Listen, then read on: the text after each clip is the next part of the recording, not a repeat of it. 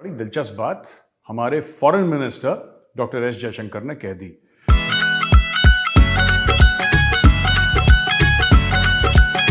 Hello दोस्तों, सत श्री अकाल, नमस्ते, अस्सलाम वालेकुम, वेलकम बैक। तो कैसे हैं आप? आई होप आप सब ठीक ठाक होंगे। तो आज हम जो वीडियो देखने लगे हैं वो मेजर गौरव आर्या की न्यू वीडियो है जिसका टाइटल है India start building it's next aircraft carrier. India नया मतलब कि एयरक्राफ्ट कैरियर बनाना स्टार्ट कर रहा है। तो इसी के रिलेटेड मेजर गौरव आर्या क्या कहते हैं मजीद इस वीडियो में जानेंगे। तो स्टार्ट करते हैं। उससे पहले चैनल कर ले सब्सक्राइब, बेल आइकन प्रेस कर ले ताकि मजीद ऐसी वीडियोस आपको मिलती रहें। तो चलिए जल्दी से स्टार्ट करते हैं। स्टार्ट। जय हिंद दोस्तों, मैं हूं मेजर गौरव आर्या और आप देख रहे हैं द चाणक्य डायलॉग्स। इस वीडियो को लाइक करिए, हमारे चैनल को सब्सक्राइब करिए, बेल आइकन दबाना मेरे भी चैनल को सब्सक्राइब कीजिए। अच्छा दोस्तों, एक बड़ी इंटरेस्टिंग बात, एक बड़ी दिलचस्प बात हमारे foreign minister doctor S Jaishankar ने कह दी। ये उस वक्त थे बनारस हिंदू यूनिवर्सिटी, जो कि एक बहुत बड़ी यूनिवर्सिटी है, जिसकी बड़ी इज्जत से नाम लिया जाता है बीएचयू का। बीएचयू में स्टूडेंट से बात कर रहे थे और उन्होंने एक बात बोली। पहले मैं उनका कोट आपको बताऊंगा, फिर मैं आपको बताऊंगा कि उसके पीछे इंटेंट क्या था। बड़ी जबरदस्त बात बोली है। ये कहते हैं, When I was your age, there was an era when the world used to see India and Pakistan on equal terms. Today, nobody does that, not even Pakistan. We have clearly come out in the region as the primary power. एक जमाना था जब भारत और पाकिस्तान की पूरी दुनिया तुलना करती थी, उनको एक साथ रखती थी। इंडो पाक हमने भी सुना है बचपन से। तो पूरी दुनिया तुलना करती थी, भारत पाकिस्तान, पाकिस्तान भारत, ये सब बातें चलती थी। लेकिन आज की तारीख में ये कोई भी नहीं करता। Nobody does that, not even Pakistan. ये पाकिस्तान खुद भी नहीं करता। फॉरेन मिनिस्टर साहब का ये कहना है कि पाकिस्तान को भी पता है कि अब भारत के साथ कोई भी कंपैरिजन करना बेकार है, भारत के साथ कोई भी तुलना करना बेकार है। पाकिस्तान दशकों पीछे, दिहाइयों पीछे छूट चुका है, अब वो कैचअप नहीं कर सकता। खैर, उनकी हरकतें भी कुछ इस तरीके से, ये फॉरेन मिनिस्टर साहब ने नहीं बोला, ये मैं बोल रहा हूं अपनी तरफ से कि उनकी हरकतें ऐसी हैं। लेकिन this is what he said, nobody compares, not even Pakistan. और भारत इस पूरे खित्ते में, इस पूरे एरिया में प्राइमरी पावर बन गया है।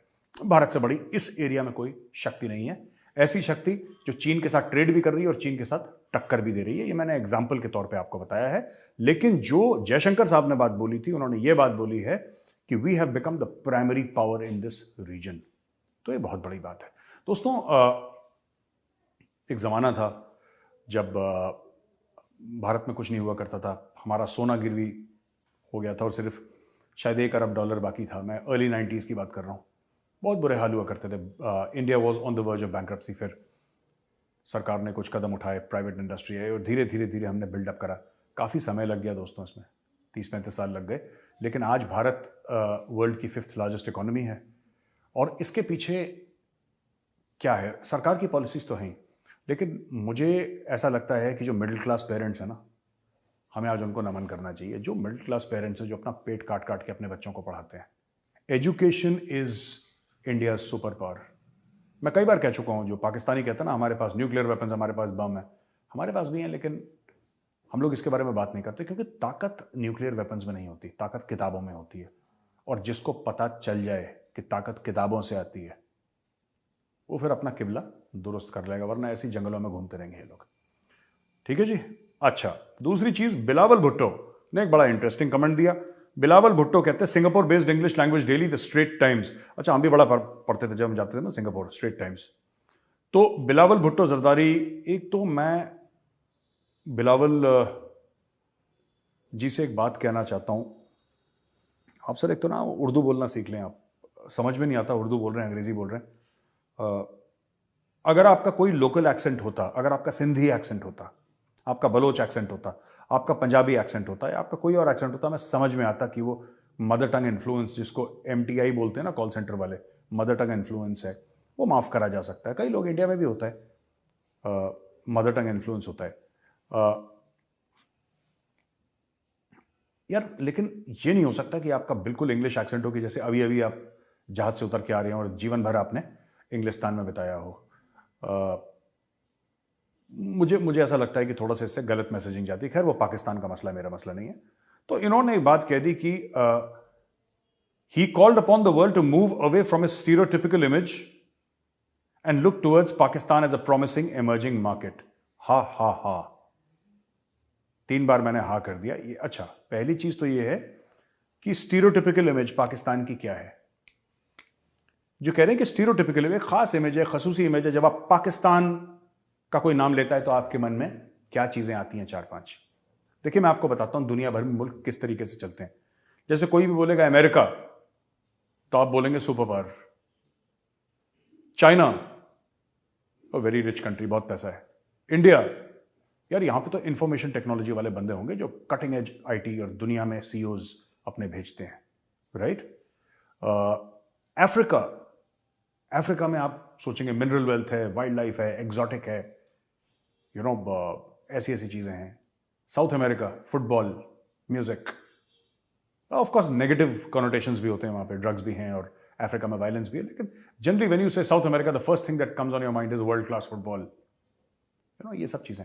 व्हेन यू से पाकिस्तान, जब आप पाकिस्तान बोलते हैं ना, आपके जिहादी, सुसाइड बॉम्बर, जिस मुल्क की भी रेपुटेशन होती है, जो स्टीरियोटाइप्स होते हैं, स्टीरियोटाइप्स एंड रेपुटेशन दो अलग चीजें हैं, लेकिन फिर भी जो स्टीरियोटाइप होते हैं ना, जो सुनते ही आपको ध्यान आता है कि यार, और लोग अज्यूम कर लेते हैं कि यार वो वहां का होगा तो ऐसे ही होगा।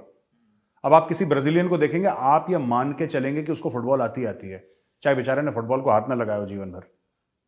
कई लोग हैं विदेश में, जब मैं जाता था कहीं भी, वो देखा कि भूरी चमड़ी वाला इंडियन, अच्छा इंडियन, यस, आईटी, उनको लगता है कि इंडियन होगा तो ये कंप्यूटर के साथ ही खेलता रहता होगा पूरे दिन। और यहां पे मेजर साहब को ठीक से कंप्यूटर नहीं आता चलाना अपना। I can only manage Word, Excel and PowerPoint, उससे ज्यादा आई डोंट नो कोडिंग शोडिंग एनीथिंग है। बट लोग ऐसा अज्यूम करते हैं कि क्योंकि इंडियन आती होगी। तो पाकिस्तान के बारे में ये अज्यूम करते हैं, लश्कर तैयबा, जैश ए मोहम्मद। क्यों? जैसे हमने आईटी के लिए मेहनत करी है, अमेरिका ने सुपर पावर बनने के लिए मेहनत करी है, चाइना ने इकोनॉमिक पावर हाउस बनने के लिए मेहनत करी है, ब्राजीलियंस ने फुटबॉल और म्यूजिक के लिए मेहनत करी है, अफ्रीकन्स ने, यू नो, जो उनको नेचुरल रिसोर्सेज दिए हैं उसको मेंटेन करने में, उनके नेशनल पार्क्स में बहुत मेहनत करी है अफ्रीकन्स ने। उसी तरीके से पाकिस्तानियों ने भी अपने आप को टेररिस्ट कहलाने में बहुत मेहनत करी है। 30-40 साल से बेचारे दिन रात लगे हुए हैं। उनके हेड ऑफ स्टेट, उनकी फौज, उनके प्रेसिडेंट्स, उनका आम आदमी, सब तो लगे हैं इस कारोबार में। अब ये कह रहे हैं भूल जाओ। किस तरीके से भूल जाए भाई? Pakistan is a promising emerging market. ये बिलावल भुट्टो, यार इतना बड़ा चुटकुला तुमने सुना दिया, इतना बड़ा लतीफा तुमने जाके सुना दिया, वो भी फॉरेन कंट्री में। Pakistan is an emerging, promising emerging market. वो किस तरीके से भाई? पाकिस्तान बनाता क्या है, पाकिस्तान बेचता क्या है, पाकिस्तान खरीदता क्या है? जिहाद के अलावा, जिहाद फी सबीलिल्लाह, इसके अलावा पाकिस्तान करता क्या है? एक चीज बता दो, emerging market for what? For what? किस चीज के लिए? कढ़ाई बनाने के लिए, बिरयानी बनाने के लिए? सारे तो यही काम कर रहे हैं वहां पे। There is no work in Pakistan. आपकी जो बड़ी अच्छी मिल्स हुआ करती थी एक जमाने में, टेक्सटाइल की मिल, सारी बंद हो गई। कंपनियां आपको छोड़ छोड़ के जा रही हैं। तो मेरा कहने का मतलब है कि भाई, where is the emerging market in Pakistan for what? तो ऐसे जब आप ना, फिर पाकिस्तान पे यूट्यूब में लोग बैठते हैं, फिर मवाजना करते हैं, कंपैरिजन करते हैं ना, कि भारत की फॉरेन पॉलिसी कहां जा रही है और हमारी फॉरेन पॉलिसी कहां जा रही है। हमारी ऊपर जा रही है, आपकी नीचे जा रही है। मैं आपको अभी बता दूं, आप क्वेश्चन मत पूछा करिए यूट्यूब में कि भारत की कहां जा रही है फॉरेन पॉलिसी और हमारी कहां जा रही है। हमारी ऊपर जा रही है, आपकी नीचे जा रही है, और नीचे पहुंच चुकी है आपकी, बाय द वे। जब आप ऐसे बच्चे को भेजेंगे, Bilawal Bhutto type, he is a child, या ही इज अ चाइल्ड, उसको अकल थोड़ा है।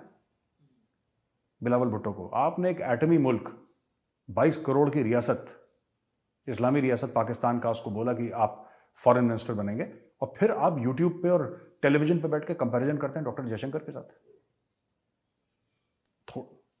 थोड़ा लिहाज, थोड़ी सी शर्म, थोड़ा सा, सबको कहते रहते हैं आप लोग पाकिस्तान में, अरे खुदा का खौफ करो, खुदा का खौफ। आप ही कर लो खुदा का खौफ यार। You want to compare a child like Bilawal Bhutto to a global icon like doctor Jaishankar. ये कंपैरिजन होता किस तरीके से, मुझे तो आज तक नहीं समझ में आया। हमारी भी फॉरेन पॉलिसी एक दिन इंडिया जैसी तेज हो जाएगी। ये बट्टा बैठा देगा, मैं बता रहा हूं। ये बच्चा आपने जो पाल रखा है, this overgrown child called Bilawal Bhutto, इसके बस का कुछ नहीं है। ये जाके और आपको जलील करवाएगा। ऐसे नहीं कि आप कम जलील हो रहे हैं, अभी भी हो रहे हैं, ये ज्यादा जलील करवाएगा आपको, ठीक है। अब दोस्तों ये चीज है। तीसरा जो है हमारे पास, एक बड़ी इंटरेस्टिंग खबर है। पाकिस्तान तहरीक इंसाफ ने यूके ऑफिशियल, ये मैं बता रहा हूं आपको, ये बैरिस्टर वहीदुल रहमान मियां, ये वहीदुल रहमान मियां ये थे वकील। ये जो डेली मेल का किस्सा हमने नहीं बताया था आपको कल परसों, जिसने माफी मांगी थी कि शहबाज शरीफ चोर नहीं है, हमने तो बोल दिया चोर है, पर ये चोर नहीं था, डेली मेल, वो वाला जो उसमें दो लोगों पे केस चला था, एक शहबाज शरीफ के ऊपर और एक उसका दामाद है इमरान अली यूसुफ। शहबाज शरीफ का दामाद है इमरान अली यूसुफ, उसके ऊपर केस चला था। अच्छा, इमरान अली यूसुफ का जो केस लड़ा था वो लड़ा था बैरिस्टर वहीदुर रहमान मियां, राइट। इन्होंने वो केस लड़ा था, अब ये केस हार गए। अच्छा, ये पाकिस्तान तहरीक इंसाफ के प्रेसिडेंट थे लंदन में जब इन्होंने यूसुफ साहब को रिप्रेजेंट करना शुरू करा। आप समझ लीजिए, पाकिस्तान तहरीक इंसाफ का लंदन प्रेसिडेंट, पाकिस्तान तहरीक इंसाफ इमरान खान की पार्टी का लंदन प्रेसिडेंट, जो कि वकील है पेशे से, वो रिप्रेजेंट करता है किसको? वो रिप्रेजेंट करता है यूसुफ को। यूसुफ कौन है? दामाद है शहबाज शरीफ का। और पीटीआई केस हार जाती है, जाहिर सी बात है, जब डेली मेल ने अपॉलॉजी कर ली। यही तो डेविड रोज, डैनियल रोज, पता नहीं क्या नाम था उसका, रोज है ना बंदा, डेविड रोज या जो भी उसका नाम है, माफ कीजिएगा मैं भूल रहा हूं। रोज का नाम रोज लेते थे लोग। रोज ने ये कह दिया जी, रोज ने ये कह दिया, रोज ने यह गल्ला कर दी, रोज ने ये this that every single day. और रोज ने माफी मांग ली, उसके डेली मेल ने, रोज ने तो क्या माफी मांगी, डेली मेल ने माफी मांग ली। और रोज चला गया एक जूइश क्रॉनिकल्स कल के एक दूसरे न्यूज़पेपर में, जहां तक मेरी खबर जाती है। तो अब पाकिस्तान में बड़ा कंफ्यूजन है। लोग कहते हैं साहब ये तो यहूदी एजेंट था, ये तो यहूदी है, आप यहूदी को कोट करते हैं। पाकिस्तान में ये भी तो बड़ा मामला है, सच और झूठ का कोई मामला नहीं है। ये हिंदू है, ये मुसलमान है, यहूदी है, ठीक है। That is how they function, they are very clear in their mind. उनको आपके हमारे जैसे कोई कंफ्यूजन नहीं है दिमाग में। अगर वो काफिर है तो फिर वो काफिर है, फिर वो वाजिबुल कत्ल है, उसको मार दो। वो सच बोले झूठ बोले, इनको कोई लेना देना नहीं है। तो ये मामला हो गया। PTI has sacked his own president in London, ठीक है। अच्छा, एक और जबरदस्त खबर, ये 2 दिन पहले की खबर है, लेकिन हमसे कल मिस हो गई थी, इसलिए हम आज आपको एक खबर दे रहे हैं। राजनाथ सिंह जी ने एक फंक्शन में ये बोला है कि ये टॉक दे रहे थे कि when India became independent not even needle was manufactured in the country. एक सुई भी नहीं बनती थी भारत में जब भारत आजाद हुआ था। तो 2022 में हम एक बड़ा एयरक्राफ्ट कैरियर बिल्ड कर रहे हैं, आईएनएस विक्रांत। जैसा आपको पता है, विक्रांत अभी भी लॉन्च हुआ है। एक और एयरक्राफ्ट कैरियर की शुरुआत भारत ने कर दी है बनाना। लो, अब ये एयरक्राफ्ट कैरियर कैसा होगा, क्या होगा, इसकी डिटेल्स में तो राजनाथ सिंह साहब गए नहीं। राजनाथ सिंह जी ने इसके बारे में कुछ नहीं बोला। लेकिन जो मैं समझता हूं, जो मेरी कुछ बात हुई है फॉर्मर नेवी ऑफिसर्स से, ये कह रहे हैं कि जैसे ये अगर 45,000 टन का बना है डिस्प्लेसमेंट इसका, तो वो करीब 60 या 65,000 टन का इससे बड़ा एयरक्राफ्ट कैरियर इंडिया ने बनाना शुरू कर दिया है। तो ये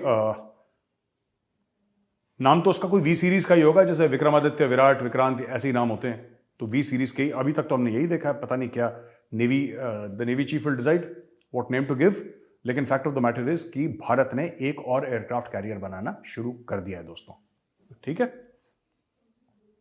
अच्छा, एक और सर्वे आया है पाकिस्तान में कि यह कहता है कि 42% जो बलोच हैं वो कहते हैं हमें पाकिस्तान छोड़ना है।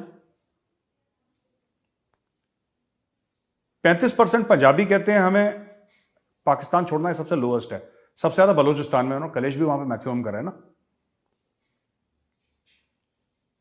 सबसे ज्यादा जो हैं, जो छोड़ना चाहते हैं पाकिस्तान, वो कश्मीरी छोड़ना चाहते हैं। कश्मीरी 44%, कश्मीरी जो है 100 में से 44 कश्मीरी कहते हैं यार हम पाकिस्तान से बड़ा परेशान हो गए और हम पाकिस्तान को छोड़ना चाहते हैं, राइट। उसके बाद सबसे ज्यादा इसका मतलब कश्मीरियों का वहां पे बैंड बजाया जाता है पाकिस्तान में, तभी तो छोड़ना चाहते हैं लोग। फिर बलूचिस्तान के लोगों का बैंड बजाया जाता है, वो 42% है, 44 कश्मीरी, 42 वो, और सबसे मजे में है पंजाबी। कनाडा जाना है इनको। ये 35% of Punjabis want to leave Pakistan. यार, I am very surprised that more Pakistanis don't want to leave Pakistan. मुझे ऐसा लगा कि 70-80% बोलेंगे जी, पर वो ठीक है, ख्वाब भी तो वही देखेगा ना यार जिसके पास पैसा होगा। ये तो देखो ना, अब वो बेचारा रेडी वाला है, वो जाना चाहता है, उसके पास पैसे नहीं जाने के, या कोई और गरीब आदमी है, कोई मिडिल क्लास आदमी, he does not have the money, वो बाहर जाएगा करेगा क्या, वो स्किल सेट नहीं है, परिवार का पेट कैसे पालेगा। तो मुझे लगता है कि 80-90% है पाकिस्तानी जो छोड़ना चाहते हैं, जो बाकी 10% रहना चाहते हैं। वो है, देखो ये भी रिपोर्ट कहती है कि इस्लामाबाद इज द लोएस्ट, सबसे कम जो लोग छोड़ना चाहते हैं पाकिस्तान, इस्लामाबाद, वहाँ मोटे मोटे सेठ बैठे हैं, फौजी जनरल बैठे हैं, वो क्यों छोड़ना चाहेंगे? उनको तो मजे आ रहे हैं वहाँ पे। और बाकी पूरा पाकिस्तान कह रहा है कि जी छोड़ो, वी आर लीविंग, हम लोग जा रहे हैं, हम बड़े परेशान हो गए मुल्क से।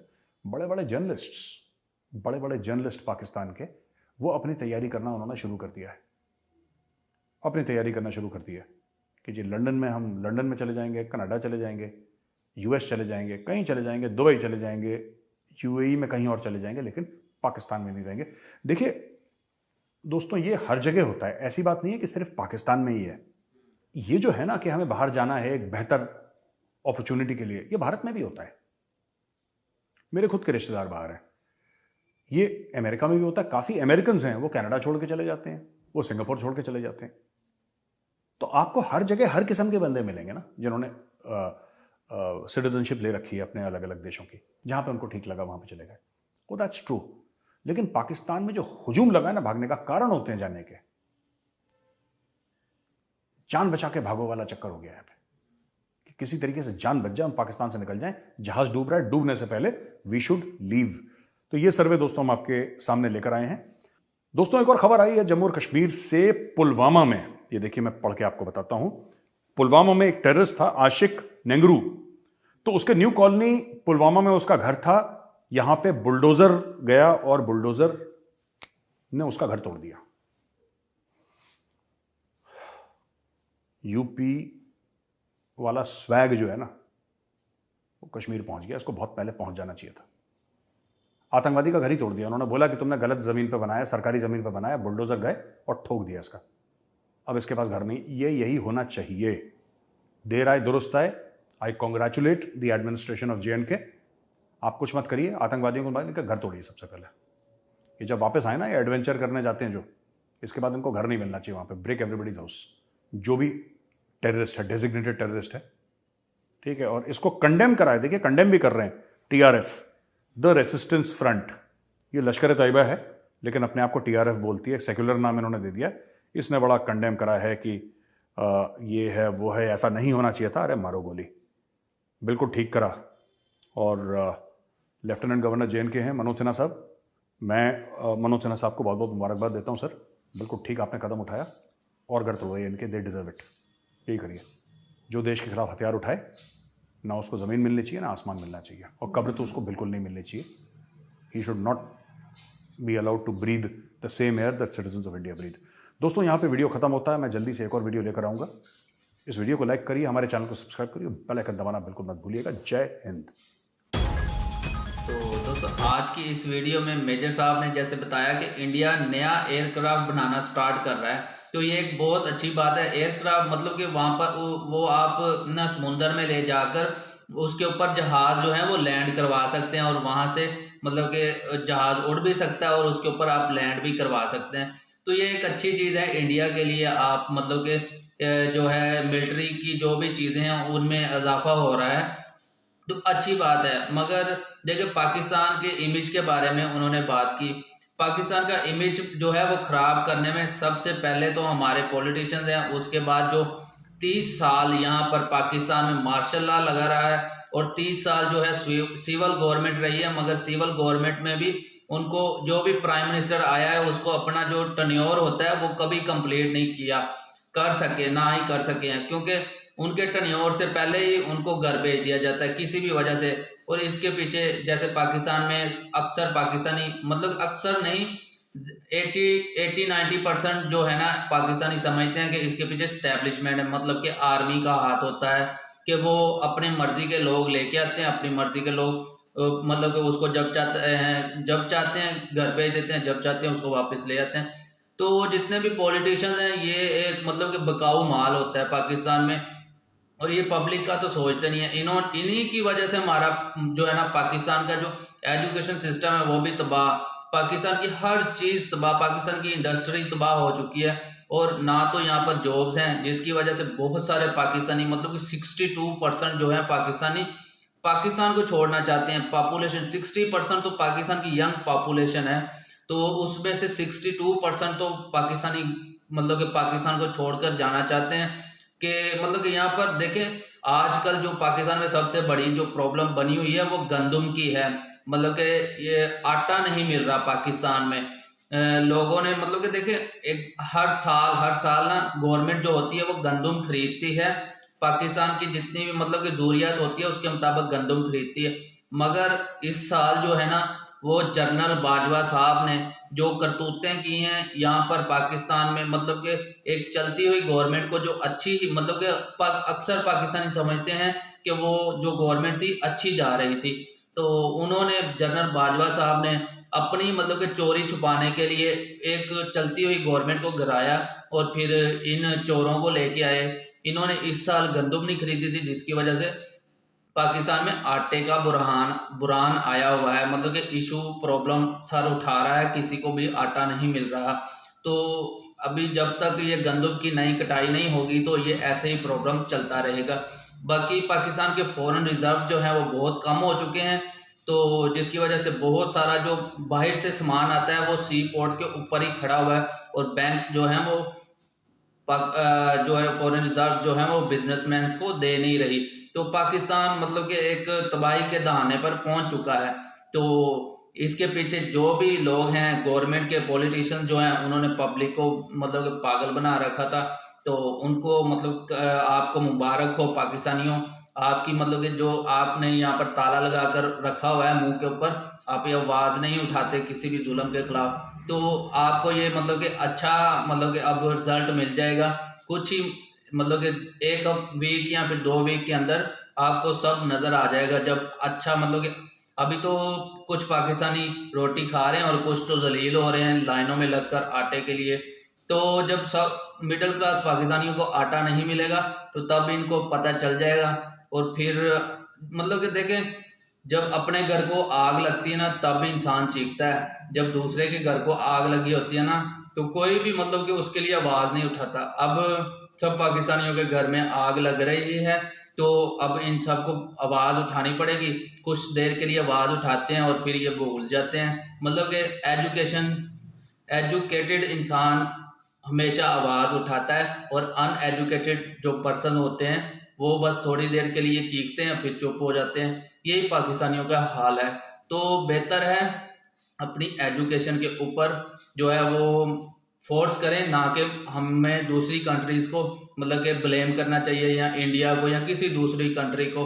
तो एजुकेशन सिस्टम गवर्नमेंट से डिमांड करें कि हमारे एजुकेशन का जो सिस्टम है उसको अपग्रेड करें। देखें इंडिया ने जो है, देखिए मिलिट्री का साजो सामान खरीदें आप, इंडिया भी खरीदता है। तो इंडिया ने अपने एजुकेशन सिस्टम को बेहतर किया और उनकी जो आज इकोनॉमी देख लें, उनकी जो पब्लिक या फिर पॉपुलेशन ने मिलकर अपनी कंट्री को आगे लेके और गवर्नमेंट भी वहाँ पर बहुत अच्छी है। पीएम मोदी की जो 8 साल से चल रही है, तो अप्रिशिएट करना चाहिए हर इंसान, मतलब हर उस कंट्री को जो अपनी मेहनत के ऊपर मेहनत करके ऊपर आती है।